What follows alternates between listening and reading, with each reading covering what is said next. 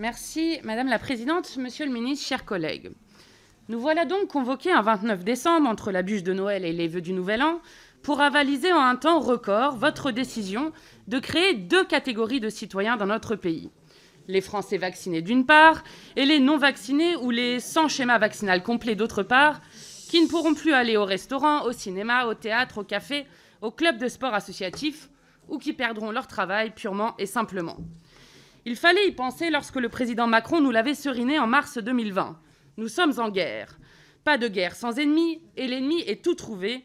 Comme l'a répété le Premier ministre, il faut faire peser la contrainte sur les non-vaccinés. Alors, à bas les non-vaccinés. L'hôpital public est à bout de souffle. Rien à voir avec les 17 900 lits fermés pendant votre quinquennat, dont 5 700 lits en 2020 en pleine pandémie. Rien à voir avec les 4 milliards d'euros retirés à l'hôpital public ou les 14 milliards d'économies faites sur le dos de la sécurité sociale. Ni avec la souffrance des soignants ignorés alors qu'ils manifestaient pour des moyens humains et financiers un an avant l'épidémie. Non, si 20% ou 6% si vous voulez, de lits supplémentaires ont été fermés faute de soignants, avec dans le 5e pays le plus riche au monde, des enfants en situation d'urgence vitale ne pouvant être accueillis en service pédiatrique, ce n'est pas la faute du gouvernement. À bas les non-vaccinés. Seuls 3,9% des personnes dans les pays à bas revenus et moins de 50% de la population mondiale ont reçu une première dose de vaccin, laissant le virus circuler et favoriser l'émergence de nouveaux variants. Rien à voir avec Pfizer, BioNTech et Moderna, qui accumulent chaque seconde 1 000 $ de profit. Rien à voir avec votre refus par 2 fois de lever les brevets sur les vaccins. Non, à bas les non-vaccinés. Les gestes barrières comme le lavage des mains ne peuvent pas être respectés car l'eau n'arrive pas au robinet à Mayotte ou en Guadeloupe. Les tests payants ne permettent plus de savoir si vous êtes contaminé. Pénurie généralisée d'autotests. Qu'importe, à bas les non-vaccinés.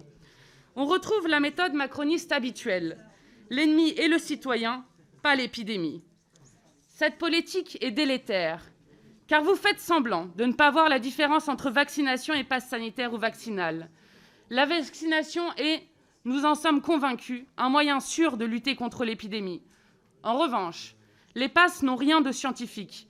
Ils sont une manière spécifique de gouverner le pays en faisant du vaccin un critère d'accès à certains lieux du quotidien.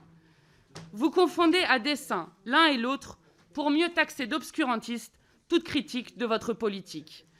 Peu importe que l'Organisation mondiale de la santé se prononce contre l'obligation vaccinale, qu'elle alerte sur le risque de prolongation de la pandémie avec des programmes de rappel sans discernement, que le Conseil scientifique s'interroge sur l'efficacité du pass sanitaire, que la CNIL ou la Défenseure des droits demande des garanties en termes de liberté publique, mais pour La République en marche, science sans contrainte ne serait que ruine de l'âme. Délétère et inefficace quand 13% des plus de 80 ans n'ont pas encore reçu de première dose de vaccin, plaçant la France dans les derniers pays d'Europe. Et on ne parle pas là, Monsieur le ministre, de pourfendeurs du vaccin, mais de personnes âgées, sans Internet, en zone rurale, dans des déserts médicaux. Car non, Monsieur le ministre, Vite ma dose ou Doctolib ne constituent pas des politiques de santé publique. Délétère et inefficace quand les détenteurs de passes en tout genre peuvent se croire à tort protégés contre toute contamination, quand les classes ou les métros sont bondés. Délétère et inefficace quand aux Antilles, vous imaginez vous passer de 30% des soignants dans des hôpitaux déjà exsangues. Si vous voulez faire à tout prix respecter la loi, Monsieur le ministre, commencez par faire respecter les taux de sucre des aliments à l'origine des comorbidités ou par garantir le droit à l'eau et à l'assainissement. Pendant ce temps, voici venu le règne de la santé à court terme.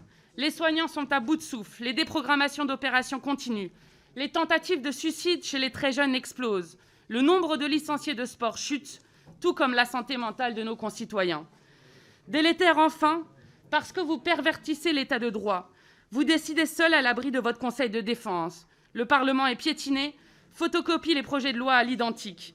Les comités d'entreprise ou les syndicats ne sont pas écoutés. Dans ce texte, vous permettez même avec ce pass vaccinal que des personnes non habilitées procèdent à des vérifications d'identité. Cette surveillance d'une partie de la société sur l'autre brise la solidarité au moment où elle n'a jamais été aussi nécessaire. Nous savons depuis presque 40 ans que la contrainte est contre-productive en matière de santé publique, qu'il faut mettre en place des politiques qui prônent la conviction, l'aller vers et l'association des personnes concernées. Le maître mot en matière de santé, c'est la confiance. Votre politique la détruit méthodiquement. Vous préférez la discrimination à d'autres mesures utiles pour endiguer l'épidémie, moratoire sur les fermetures de lits, généralisation des purificateurs d'air, instauration d'une société de roulement, pôle public du médicament, gratuité des tests et des masques, politique d'aller vers et surtout levée des brevets sur les vaccins. Monsieur le ministre, nous ne céderons pas à votre chantage qui consiste à opposer en toutes circonstances la protection de la santé et la sauvegarde des libertés.